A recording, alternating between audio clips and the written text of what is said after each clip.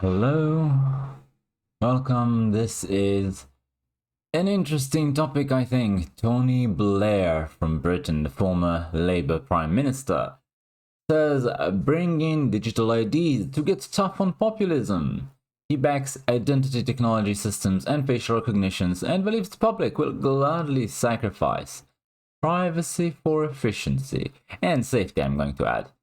If you read the article, definitely safety is a part of it, reducing crime and migration, which obviously is quite threatening if you are at all aware of what's happening, for example, in Germany right now, with a lot of migrants, especially illegal migrants, especially from Muslim and black countries, harassing women on the streets to an unnatural extent for a Western country. Of course, in their own countries, things are different. So, we have here this interview with Tony Blair, and he basically tells us how the wind is blowing in the British Parliament and government at the moment. It says here that Blair is advising Keir Starmer to be tough on populism and tough on the causes of populism through AI and digital IDs and all sorts of facial recognition softwares and so on. It says here that with Nigel Farage and his Reform Party snapping at Labour's heels in dozens of parliamentary constituencies, Blair is urging the government to introduce a national digital ID system and roll out live facial recognition cameras to tackle illegal immigration, drive down crime, and deal with benefit fraud.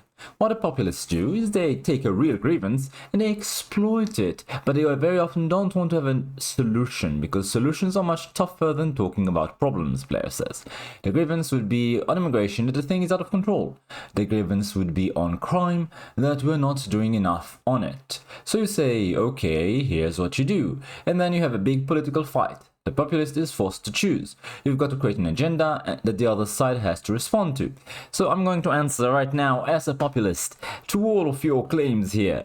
So, the main problem with crime, migration, and benefit fraud is that they reduce your independence and agency as a person. Meaning, criminals, of course, make it unsafe for you to operate your daily life. Benefit fraud increases the tax burden on you, and migration, well, it feeds into the other two. We have a lot of migrants being housed in 5-star hotels in Britain right now, and of course a lot of migrants being on benefits and also being involved in crime much more often than the rest of the populace, and I'm talking like an order of magnitude more. So, because of all of these things, these are problems, right? They reduce your freedom, your ability to, own the labor, the result of your own labor, the money that results from it, and to move around safely, you and your family, and basically to operate as an independent citizen, sovereign in your own country. On the other hand, what Tony Blair offers as a solution is in fact a draconian, all-powerful, all-seeing government. Basically, what happens if you digitize everything and of course have facial recognition cameras everywhere, you destroy privacy utterly. If you listen to content creators from Eastern Europe, they will tell you that when the government knows everything about the citizens, it's tyranny. When the citizens know everything about what the government's doing, that's freedom and democracy. Essentially, you cannot have freedom, you cannot have democracy without privacy. It's simply impossible. You will not be able to remain free from coercion if the government knows every little thing about every moment of your life.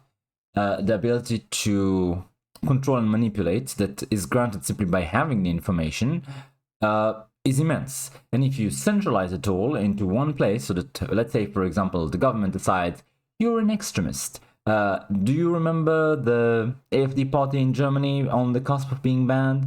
Once the, I believe, CDU party, was it? That's basically agreed with them on one issue, and suddenly they too are being protested by left-wing protesters who called for them to be banned. And together the two of them is like half the electorate. So essentially, if you have a government with all that power, They can, for example, decide that you shouldn't be allowed to go protest the government because that's too dangerous, that's against our democracy. So what they do is they turn off your smart electric car, which you're going to be forced to be purchasing soon. Most of these schemes, by 2030, 32, you are not allowed to buy any car other than that. And of course, public transport. Your money will simply be rejected. You will not be able to take a bus or a cab or anything to go protest the government. It could be the same, for example, if you want to buy more meat than your carbon footprint would allow, your carbon credits that they are very much trying to implement. So essentially, you will have absolutely no recourse.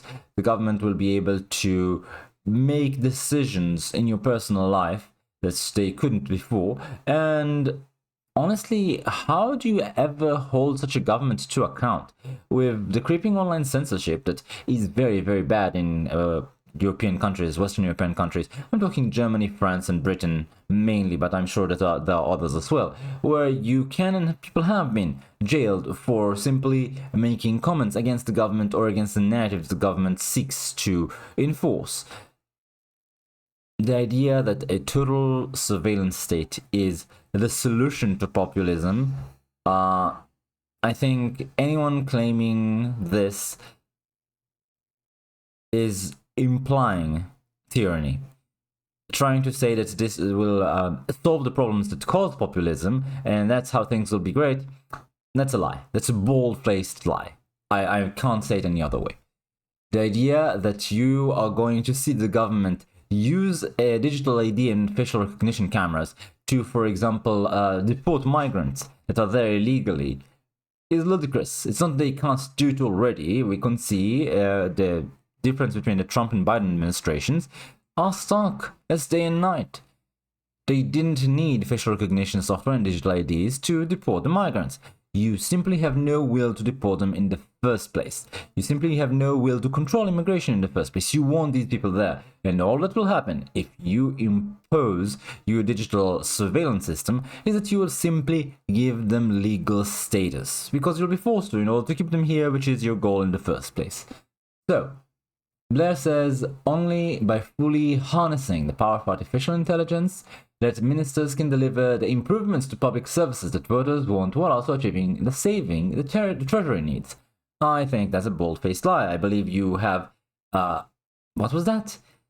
The most spending ever on the NHS, essentially. You've made it a bloated hump on the back of your nation that you absolutely cannot carry forward. But hey, what do I know? I'm not a British person. Quote, "You've got to reorder the government around this technology revolution," he says. "You should be able to have a state that is smaller, more strategic, and providing greater efficiency at lower cost. That is the holy grail of governing, which people have always aspired to. Technology is the instrument that allows you to do it." I will say that I don't believe that this will happen. I don't believe that with digital IDs and surveillance, you will get a smaller state. I don't believe that they will fire a single bureaucrat. They will simply find some other excuse to keep them there. I simply can't see a Labour government trimming the fat in government. Can you? It's just, I don't see it. It's against everything they've stood for and done in the past 100 years. So, Blair, they are trying to make a fluff piece. 71 is dressed in black jeans, boots and a jacket. Casual, but ready for business. Although he left Downing Street almost 20 years ago, he remains influential at Westminster and is still highly engaged in British politics. He's a think tank, churns out policy papers at a rapid rate, and hosts breakfast briefings for Labour MPs. Blair himself meets regularly cabinet ministers and is seen as a useful sounding board in Number 10. So, essentially, what he's saying is we need more technology in governance, essentially. The biggest regret he has about his first term is that he did not go further, faster on public service reform. Starmer, he says, must avoid making the same mistake and be bolder, especially on tech. Quote, "All of these things are being done in different parts of the world, so it's not like you're doing something that no one's ever thought of before, or you're having to invent new technology. The Prime Minister promised to turn Britain into an AI superpower, with plans for digital driving license and passports being discussed in Whitehall. But Blair tells me Starmer must go further. He insists the Labour government should introduce a universal digital ID system. We need to take a firm decision that we are going for digital ID. We are putting in place the building blocks for it, so that's good, but we should embrace it fully and roll it out as soon as we can because it will have an immediate set of benefits. Essentially, he's afraid of the rise of populism and skepticism of the government. People who want more independence and less government control, well, how do you stop them? Simple, you roll out the ultimate government control and that's that. Blair says the public mood has changed since he tried to introduce physical ID cards in 2006, a plan that was later shelved by the coalition government following a backlash from civil liberties campaigners. There will be a big debate coming down the line, and this is the political argument people should have, which is how much privacy are you prepared to trade for efficiency? That's the real question around technology and public services. My view is that people are actually prepared to trade quite a lot. Far from being an instrument of government control, he sees digital ID as a tool that empowers the individual. It allows you to simplify your transactions with the government.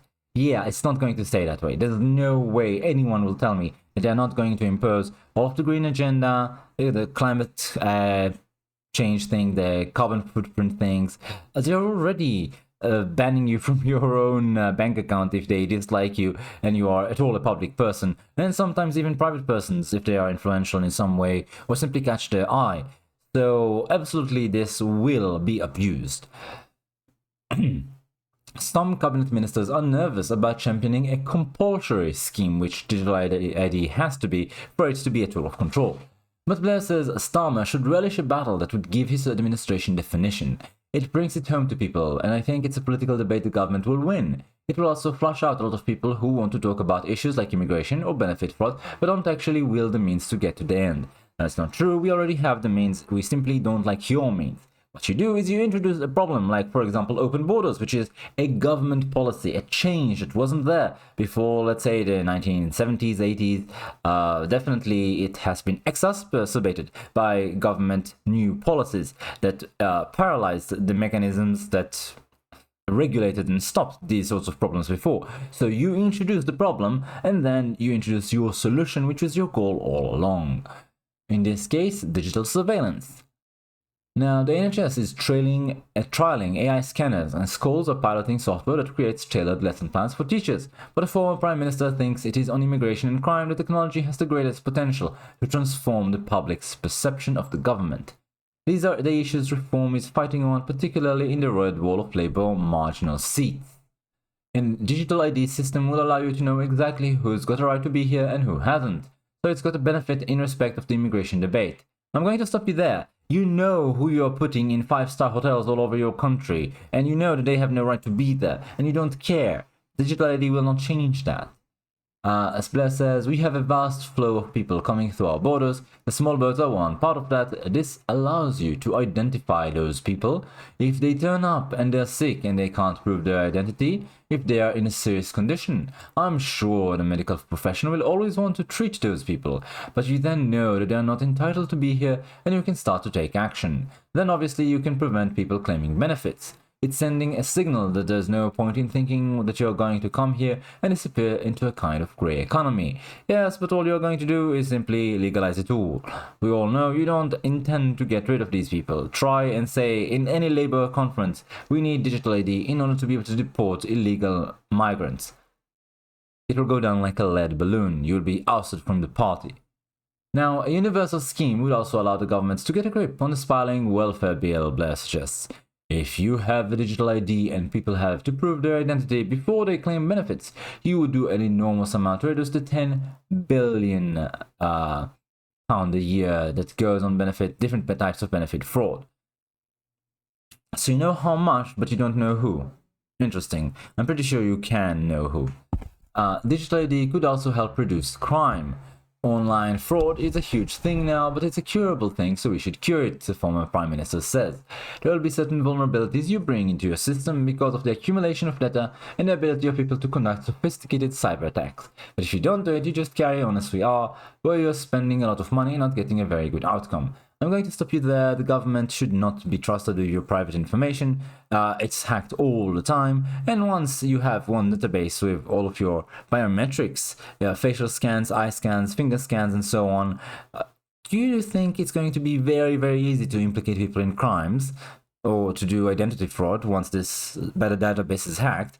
I think so, definitely. A poll of 12,000 voters by Blair's Institute found that there have been an 18% fall in the vote share of the center-left and center-right across the Democratic West since 2010.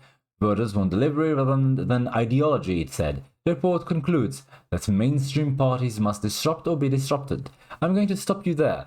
The whole point of mainstream parties is manage a decline purposefully in order to create the kind of problems that would require the solutions, the change that the people in power seek to implement. It's called the Fourth Industrial Revolution, and go ahead and listen to what the people in Davos say. Do remember that your current Prime Minister in Britain said that he prefers Davos to Westminster, so it is no surprise that he will support the implementation of all of the solutions they have for the problems they created.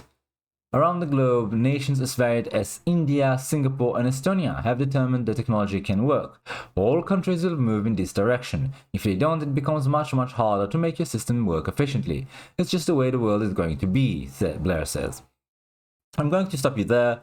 There are countries that absolutely reject this, right-wing countries. If you look at Javier Milei, if you look at Donald Trump, who said that CBDCs will never happen in the US so long as he's president, if you look at what's happening in Hungary under Orban, you will find that right-wing leaders reject utterly this sort of system.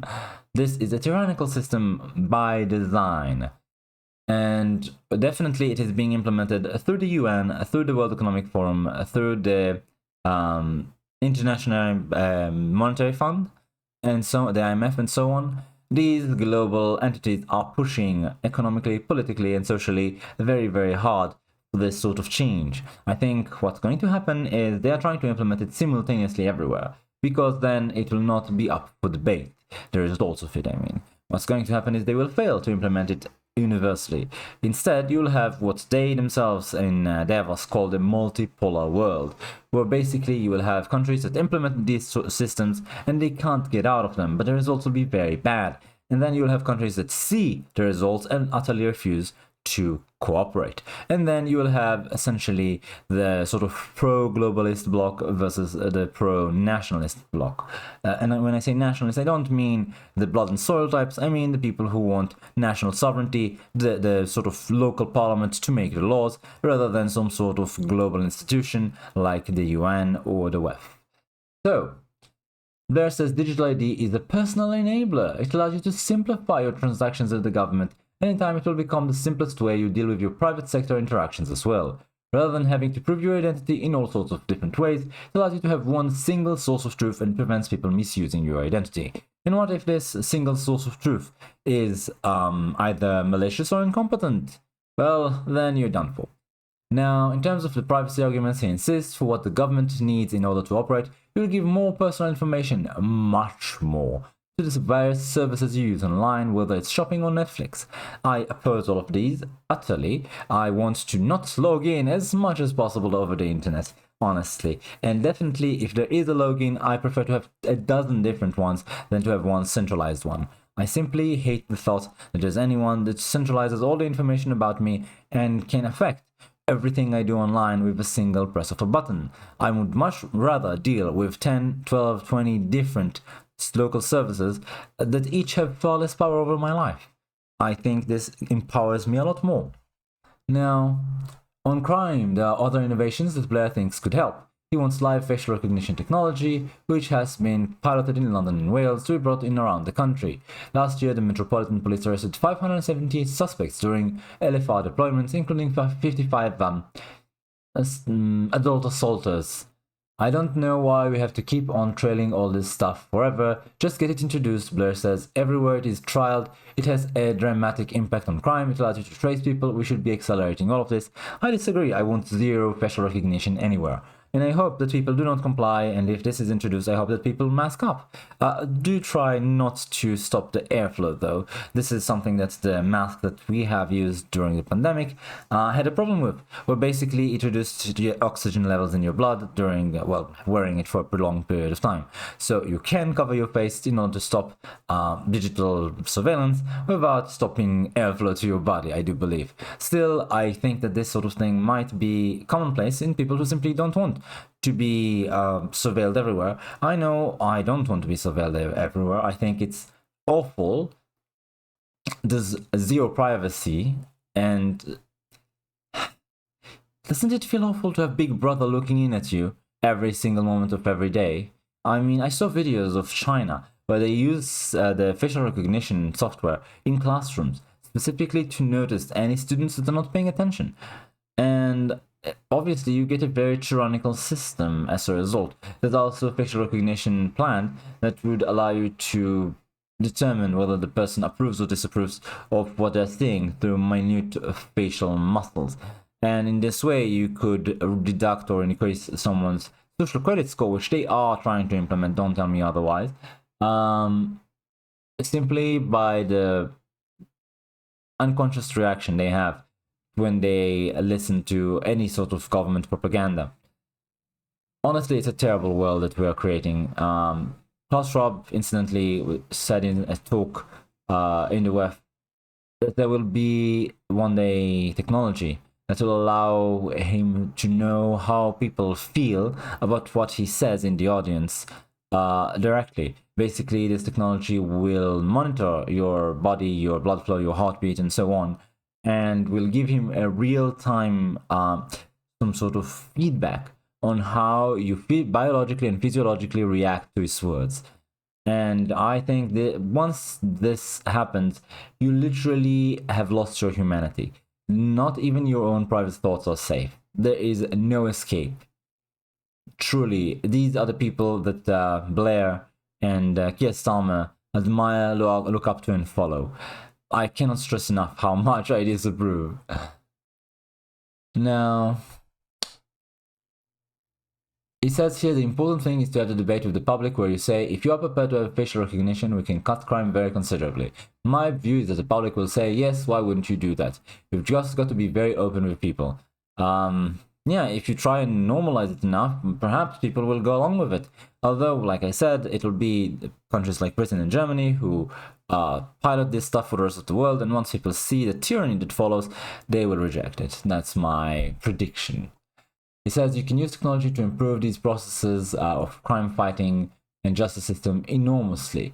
You could have a police officer interviewing someone with a camera, then artificial intelligence could take that and turn that into a note. You could save them hours of time. The things we can do are immense, and we just need to get on and do it.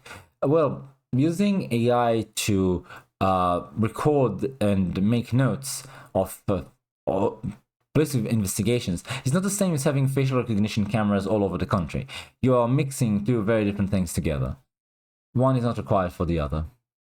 It says here that longer jail sentences in 2007 when he was prime minister, he saw them as the only instrument to combat crime. That has changed. Technology today provides you with ways of tracking people and helping them rehabilitate in ways it just couldn't have done before.